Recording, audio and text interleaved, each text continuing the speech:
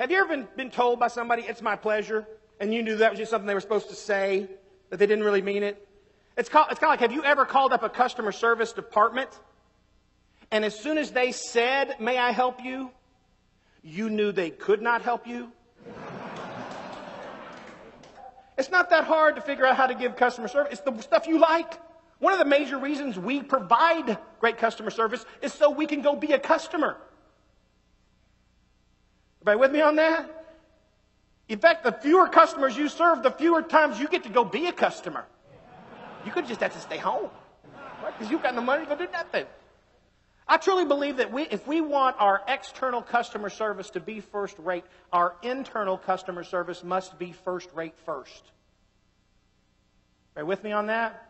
If we want our external customer service to be first rate, our internal customer service must be first rate first. Internal customer service.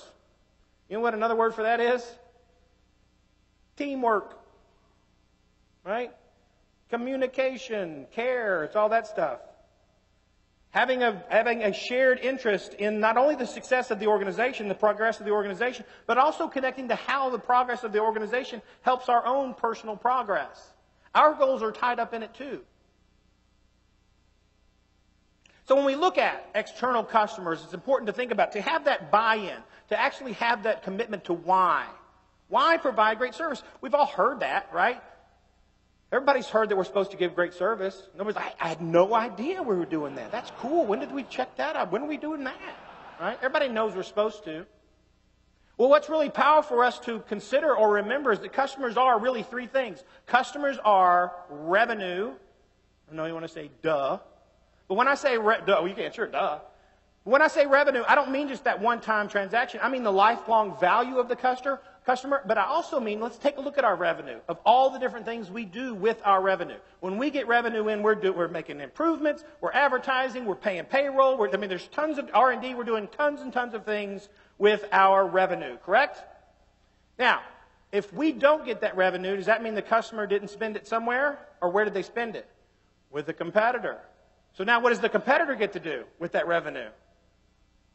Then the competitor gets to do more improvements. They get to have, better payroll. They're doing the R&D. They're doing the advertising. So when we think about revenue, it's not just the money we don't get. It's also the revenue our competitors do get to be more competitive.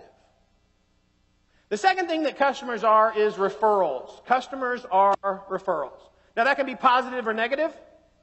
I like to focus on the positive.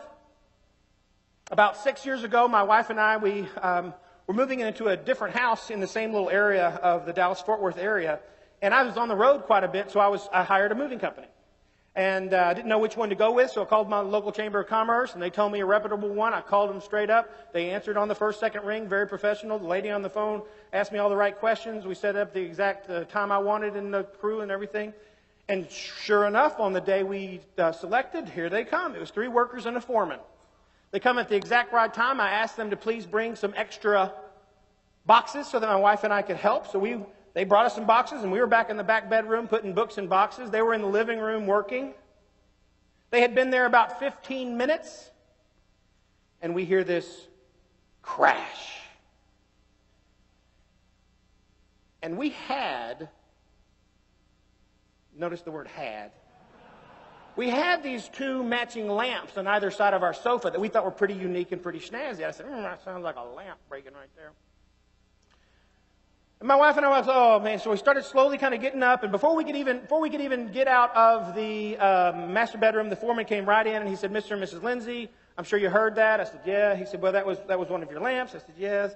He said, well, I just want to let you know, that was definitely our fault, and it's our policy to always reimburse you for any damages.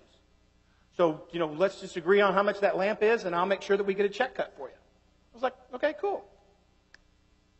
Now, so far, so good. I wouldn't necessarily call that referable service. No, he didn't do anything wrong. I wouldn't say it's negative service. When I say referable service, I mean like that's the coolest thing happening, right? That you actually want to talk about it. So far, he just told me he's going to pay for the lamp he broke. That's what's happened so far. And has anybody ever been told they were going to be reimbursed, and then 6 weeks later, like, hey, wasn't I supposed to get a check? Then you had to go digging around trying to figure out who's supposed to get that check cut to you, right? So around lunchtime, my wife and I, we put all our boxes in our little SUV, and we went off, had lunch, then we went over to the new house. And when we got to the new house, the crew was already there. The foreman saw my wife and I. He walked straight up to my wife. He pulled out from his jacket a check for the agreed upon price. Now, how about that for referable service? But he did even more than that. The next day, he called me up on the phone, and he said, Mr. Lindsay, how was the move? How'd you like your first night? You know, sometimes when people stay in a new home, it's the first time they hear some of the weird creaking and odd sounds and stuff. Hey, no, it's all good. He said, well, Mr. Lindsay, I want to let you know, we felt so bad about that lamp because it did seem pretty unique. And on the bottom of it, it actually had the manufacturer and some number code on it. So I actually did a little research, and it is unique. But I did find that lamp in the Metroplex for around the agreed upon price, and I called them, and they're holding one for you.